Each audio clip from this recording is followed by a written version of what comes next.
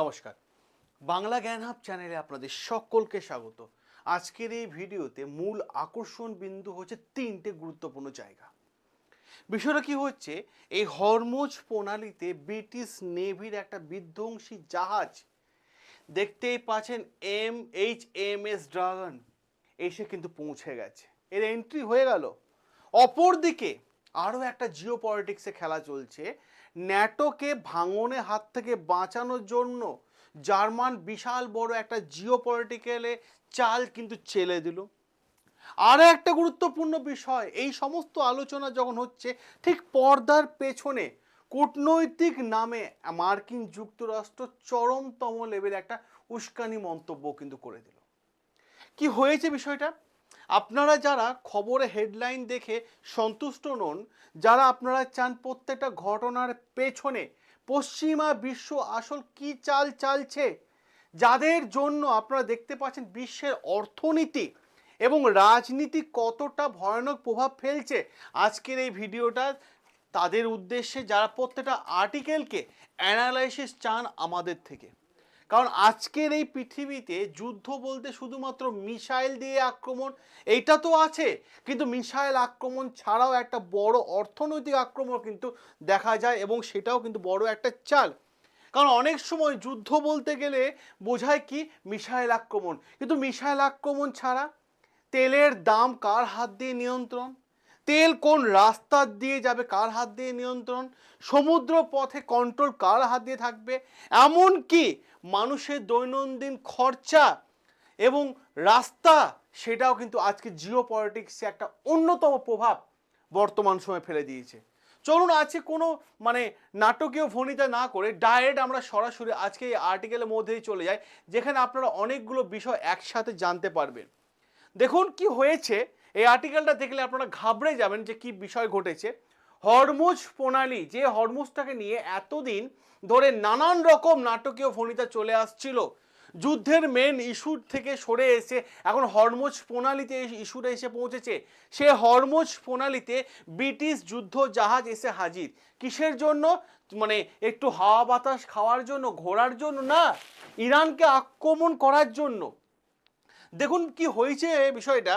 9ই মে রাত্রে একটা খবর আসলো, এবং যে খবরটা রীতিমতো সকলের বুকে কাঁপুনি ধরিয়ে দেওয়ার মতো খবর। খবরটা কি? ফ্রান্সে যুদ্ধ জাহাজ আগে থেকে কিন্তু এই হরমুজ প্রণালী আশেপাশে কিন্তু চলে এসেছে। আর এরপর যদি দেখবেন আপনারা কি হয়েছে, যেটা হরমুজ প্রণালীতে ব্রিটিশ নেভি সরাসরি কিন্তু এন্ট্রি নিয়ে নিয়েছে। British defence department of defence তারা অফিসিয়ালি ভাবে কনফার্ম করেছে যে তাদের অন্যতম শক্তি যুদ্ধ জাহাজ HMS ড্রাগন সে কি করেছে, সে কিন্তু এখন মধ্যপ্রাচ্যের দিকে কিন্তু এগিয়ে যাচ্ছে ইরানের বিরুদ্ধে যুদ্ধ করার জন্য। আর এই জাহাজটা এতদিন ধরে দেখতে পাচ্ছেন, এই জাহাজটা সাইপ্রাস দ্বীপের চারপাশে কিন্তু ব্রিটিশ রেখেছিল, কারণ সাইপ্রাস দ্বীপকে আটকানোর জন্য যাতে কোনো বাইরের শক্তি আক্রমণ করতে না পারে। আর এখন কি করা হয়েছে, এই সাইপ্রাস দ্বীপ থেকে এই জাহাজটাকে সরাসরি সরিয়ে ইরানের নাকের ডগায় কিন্তু মোতায়েন করছে কে? ব্রিটিশ। উদ্দেশ্য কিন্তু খুব ক্লিয়ার, পরিষ্কারভাবে ক্লিয়ার, যে প্রয়োজন পড়লে যেন ইরানের বিরুদ্ধে অ্যাকশন খুব দ্রুততার সাথে নেওয়া যায়, যার জন্য এই HMS ড্রাগনকে কিন্তু পাঠিয়ে দেওয়া হয়েছে। কারণ একটা জিনিস আপনারা খুব ভালোভাবে ভেবে দেখুন, আজ যদি আপনার বাড়ির সামনে হঠাৎ করে দেখবেন যে কেউ লাঠি ফাটি নিয়ে দাঁড়িয়ে আছে, কিন্তু আপনি তাকে জিজ্ঞেস করলেন, ভাই আমার বাড়ির সামনে হঠাৎ লাঠি নিয়ে কেন দাঁড়িয়ে আছো, তখন সে রিপ্লাই করলো, না না না আপনাকে নিরাপত্তা দেওয়ার জন্য। তাহলে কি আপনি বিশ্বাস করবেন সেটা? আজকে কিন্তু সেই ঘটনাটাই কিন্তু ঘটেছে বর্তমান সময়ে, সেই ইস্যুটা ঘটেছে, যেটাকে পশ্চিমা মিডিয়া অ্যাকচুয়ালি পরিষ্কারভাবে বোঝা যাচ্ছে, দেখা যাচ্ছে যে এটা কোনো সাধারণ বিষয় নয়, কিন্তু পর্দার আড়ালে খেলা চলছে অন্যরকম। কারণটা কেন বলুন তো? কারণ ব্রিটেন এবং ফ্রান্স মিলে একটা মাল্টিন্যাশনাল মিশনের তৈরি করার কথা বলেছে।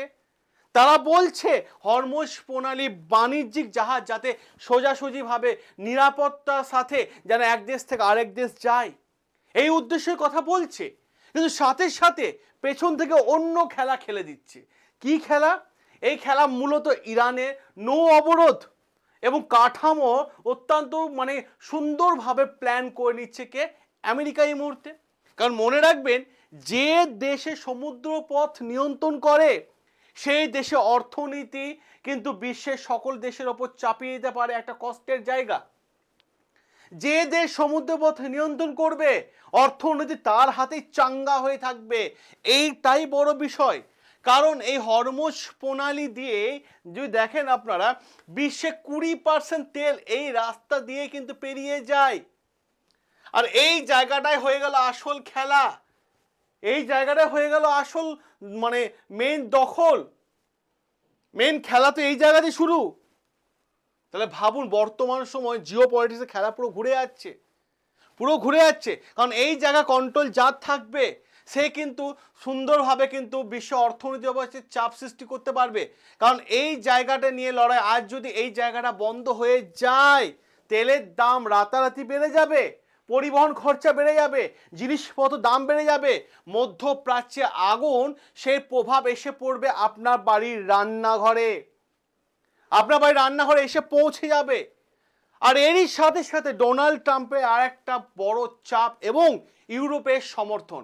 কেন ইউরোপ এখন আমেরিকাকে সমর্থন করলো এই ইনফরমেশনটাও আপনাদের জানা দরকার। কি হয়েছে ঘটনাটা?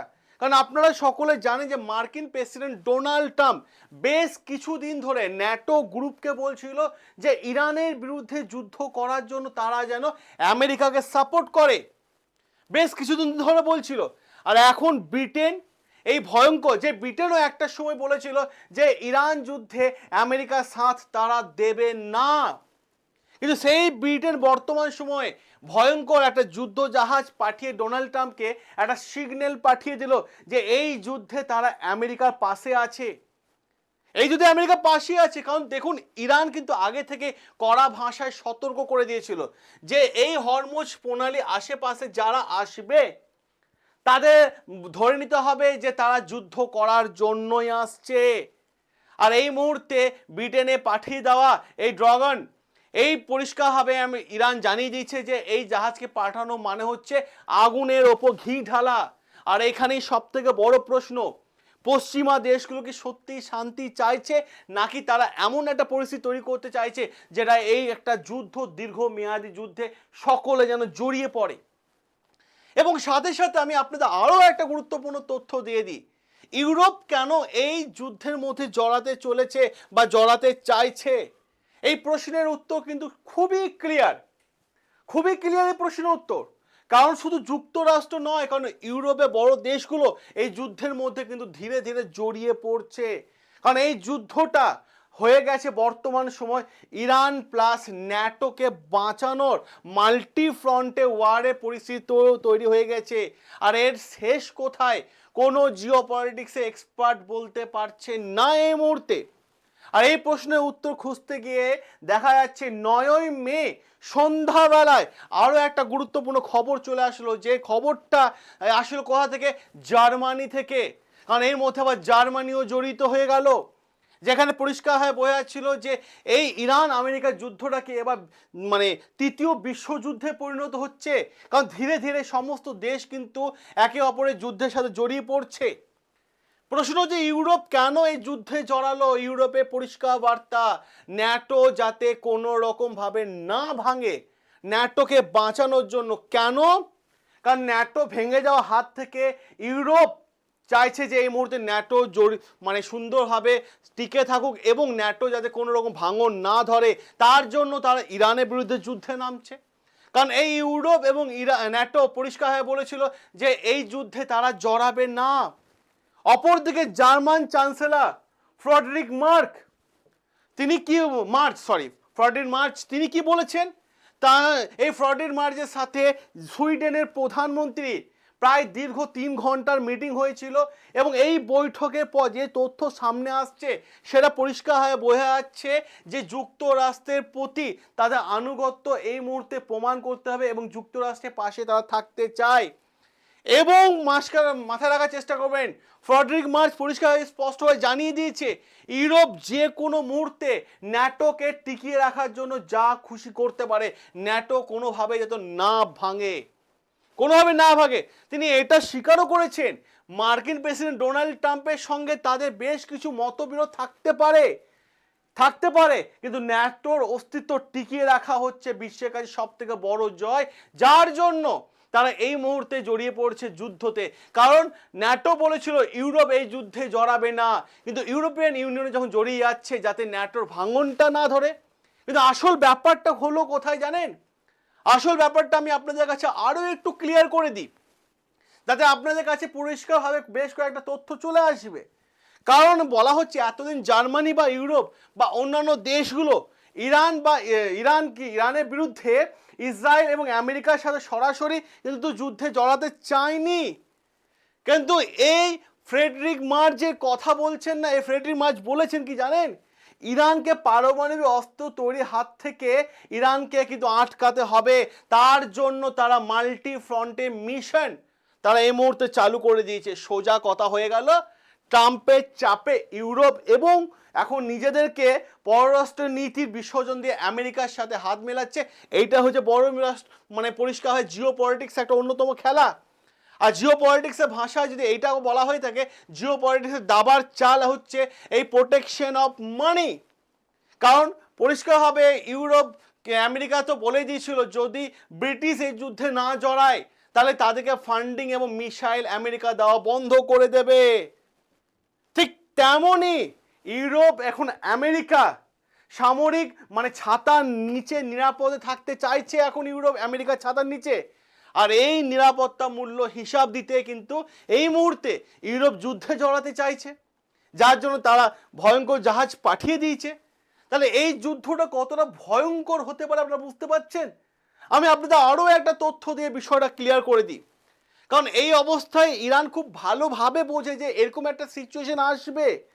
কারণ তার জন্য ইরানের পররাষ্ট্রমন্ত্রী আব্বাস আরাকাচি জানিয়ে দিয়েছে যে ইরানের নাকের ডগায় হরমুজ প্রণালী কাছাকাছি যদি কোনো যুদ্ধ জাহাজ আসে তাহলে ধরে নিতে হবে যুদ্ধ নীতি লঙ্ঘন করা হচ্ছে, তাহলে সেটা যুদ্ধে পরিণত হয়ে যাবে আর যুদ্ধের সিজফায়ারের মধ্যে থাকবে না। আর এই যুদ্ধ শুরু হলে মানে সপ্তাহ চলবে তো সেটা দূরের কথা, কয়েক মাসও চলতে পারে, কারণ বছরের পর বছর চলতে পারে। আর যদি কোনো যুদ্ধ বছরের পর বছর চলে তাহলে মিডল ইস্টের মধ্যে একটা অস্থিতিশীল পরিবেশ তৈরি হয়ে যাবে, বিশ্ব অর্থনীতি একটা মারাত্মক লেভেলে ধাক্কা খেয়ে যাবে। কিন্তু এখানে দর্শক মনে রাখবেন, ইরান বা আফগানিস্তান বা সিরিয়া এই যুদ্ধগুলোতে যে ছোট ছোট অপারেশন শুরু করেছিল আমেরিকা, শেষ পর্যন্ত এই যুদ্ধগুলো ছোট ছোট না থেকে বড় দীর্ঘ মেয়াদি বছরের পর বছর জুড়ে এই অঞ্চলগুলোতে কিন্তু ধ্বংসলীলা চলে এসেছিল। ইতিহাস কখনো আমাদের ভুললে চলবে না। অপরদিকে সমুদ্রের বুকে আসলে কি ঘটনা ঘটেছে? একদিকে আমেরিকা আর সিজফায়ারের কথা ঘোষণা করেছে, আর যদি সিজফায়ারের কথা ঘোষণা হয়ে থাকে তাহলে আমেরিকা তার সেনা কেন পাঠাচ্ছে মানে হরমুজ প্রণালী কাছাকাছি? মার্কিন মানে আপনারা যদি দেখেন ব্রিটিশ জাহাজ কেন আসছে, ফ্রান্স কেন জড়াচ্ছে? বিষয়টা খুব লজিক এবং পয়েন্ট তুলে ধরে আপনাদের বলে দিই। বিষয়টা হচ্ছে যখন কূটনৈতিক বা আলোচনা সামনে রাস্তা সম্পূর্ণ বন্ধ হয়ে যায় না, তখন সেটা পরিণত হয়ে যায় যুদ্ধে এবং সেই যুদ্ধটা আসে উস্কানিমূলক কথাবার্তা দিয়ে। একদিকে যখন পিস টক নিয়ে আলোচনা হচ্ছে, শান্তির বার্তা নিয়ে আলোচনা হচ্ছে, অপরদিকে যুদ্ধেরও প্রস্তুতি শুরু হয়ে গেছে। তাহলে শান্তির বার্তা কিভাবে আসবে? মুখে শান্তির কথা বলা আর মাঠে যুদ্ধের পরিস্থিতি তৈরি করা দুটো বিষয় কিন্তু দর্শক এক নয়, দুটো বিষয় কিন্তু সম্পূর্ণ আলাদা। অপরদিকে যদি দেখেন মার্কিন সেন্টকম নিজেই স্বীকার করে নিয়েছেন যে তারা তাদের নেভির দুটো জাহাজ, ইরানের দুটো ট্যাঙ্কের জাহাজ তারা ধ্বংস করেছে। আর এই ট্যাঙ্কগুলো অবরোধ ভেঙে তারা ইরানের বন্দরের দিকে যাওয়ার চেষ্টা করছিল। আর আমেরিকা এই সব জাহাজের ওপর হামলা করে সমুদ্রের যুদ্ধে কিন্তু আরও 4 ধাপ কিন্তু এগিয়ে গেল। আর শুধু তাই নয়, আমেরিকা এখনো পর্যন্ত ইরানের বন্দরের দিকে যে সমস্ত জাহাজগুলো যাচ্ছে সেগুলোর ওপরও কিন্তু হামলা চালিয়ে যাচ্ছে। কারণ একটা বিষয় খুব গুরুত্বপূর্ণ হয়ে যায়, এখানে আলোচনা হয়ে যায়, কারণ আজকের পৃথিবীতে তেল মানেই শক্তি। যার কাছে তেল আছে তার কাছে শক্তি আছে। যে তেল নিয়ন্ত্রণ করবে সে অর্থনীতি নিয়ন্ত্রণ করবে, এটা কিন্তু খুব সিম্পল বিষয়। আর যার প্রভাব সাধারণ মানুষের ওপর এসে পড়ছে, কারণ এই হরমোজ প্রণালী দিয়ে 20% তেল যায়, সারা বিশ্বে তেল সরবরাহ হয়। তো এই যুদ্ধ চলতে থাকলে দীর্ঘ সময় যদি ধরে যদি চলে, তাহলে অর্থনৈতিক সংকটের মধ্যে আপনি আমি সবাই পড়বো, এবং তার প্রভাব এসে পড়বে আপনার আমার বাড়ির রান্নাঘরে পড়বে। তো এই যুদ্ধের পরিস্থিতি কি তৃতীয় বিশ্বযুদ্ধে কোনো ছাপ দেখা যাচ্ছে, নাকি ইরান আমেরিকার যুদ্ধ তৃতীয় বিশ্বযুদ্ধের দিকে এগিয়ে গেল, যার জন্য এক একটা দেশ তাদের মিসাইলগুলো পাঠিয়ে দিচ্ছে? আপনার কি রায়, আপনার কি মতামত? আপনার মতামত, আপনার রায় অতি অবশ্যই কমেন্ট বক্সে তুলে ধরুন। সকলে ভালো থাকবেন, সুস্থ থাকবেন, সাবস্ক্রাইব করুন আমাদের চ্যানেল, যেখানে প্রত্যেকটা বিষয় তুলে ধরে থাকি আপনাদের সামনে। দেখা হবে আপনাদের সাথে গুরুত্বপূর্ণ আরও একটা আর্টিকেল নিয়ে।